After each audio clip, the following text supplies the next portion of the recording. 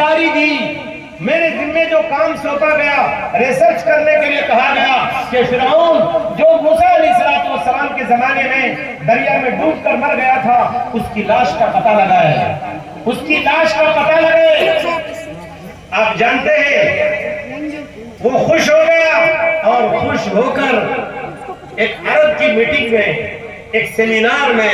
مورس بکائل کو جب بلایا گیا، مورس بکائل نے خوش ہو کر کہا کہ میں نے جرمن حکومت کا کام آسان کر دیا، فرعون کی لاش کو میں نکال لے کر آ گیا، مجھے پتا چل گیا فرعون کی لاش کہیں اور نہیں، مصر کے عجائب گھر میں، مصر کے ایجپٹ کے میوزیم میں رکھی ہوئی ہے اس کی لاش۔ تو وہ خوش ہونے لگا۔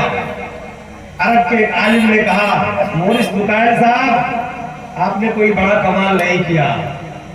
آپ نے کوئی بڑا کام نہیں کر دیا۔ قرآن میں اللہ تبارک و تعالیٰ نے 1400 سال پہلے یہ بات بیان فرما دی ہے، کیا فَالْيَوْمَ نُنَجِّيكَ بِبَدَنِكَ لِتَكُونَ لِمَنْ خَلْفَكَ آیَةً، کہ اے فرعون آج کے دن ہم تمہاری باڈی کی، تمہاری لاش کی حفاظت کرتے ہیں، تمہاری لاش کی حفاظت کی ذمہ داری ہم لیتے ہیں،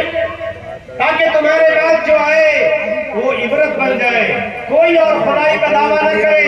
یہ نہ کہے انا ربکم الاعلی، میں تم سب کا سب سے بڑا رب ہوں اور سب سے بڑا خدا ہوں، تاکہ تم نشان عبرت بن جاؤ، لوگوں کے لیے سبق کا سامان بن جاؤ۔ اور جب مورس بکائل کو قرآن پاک کی یہ آیت سورہ توبہ کی سورہ نمبر 10 اور سورہ نمبر 9 اور آیت نمبر 90 اور 91 میں پیش کی گئی، تو مورس بکائل ہکا بکا رہ گئے،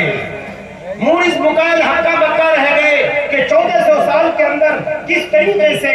اس کتاب کے اندر یہ بات لکھی ہوئی ہے کہ فرعون کی ڈیڈ باڈی کی، اس کی لاش کی حفاظت کی جائے گی۔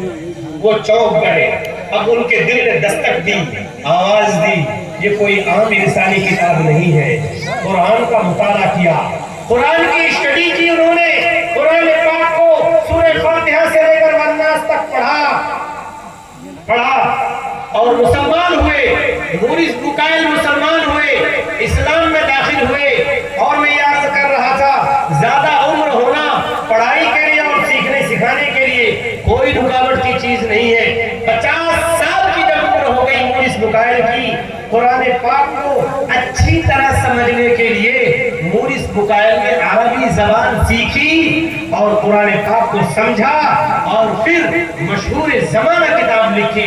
Bible, Quran and science.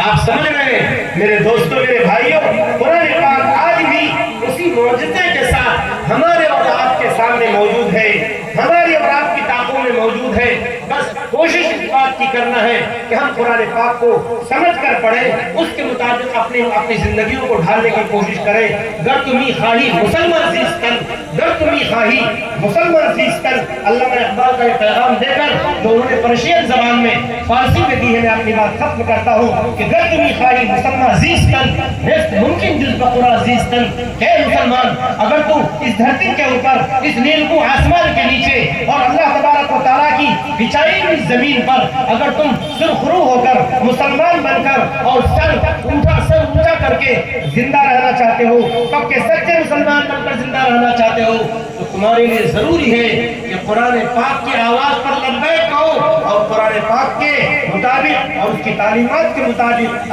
اپنی زندگیاں ڈھالنے کی کوشش کرو۔ اس کے علاوہ تمہارے لیے کوئی اور چارہ کار نہیں۔ دعا کیجیے اللہ تبارک و تعالی ہم سب کو قرآن پاک پڑھنے، قرآن پاک سمجھنے، قرآن پاک کی تبلیغ کرنے اور قرآن پاک کے مطابق اپنی زندگیوں کو گزارنے کی اللہ تبارک و تعالی توفیق دے، آمین۔ وآخر دعوانا الحمدللہ رب العالمین، السلام علیکم ورحمۃ اللہ وبرکاتہ۔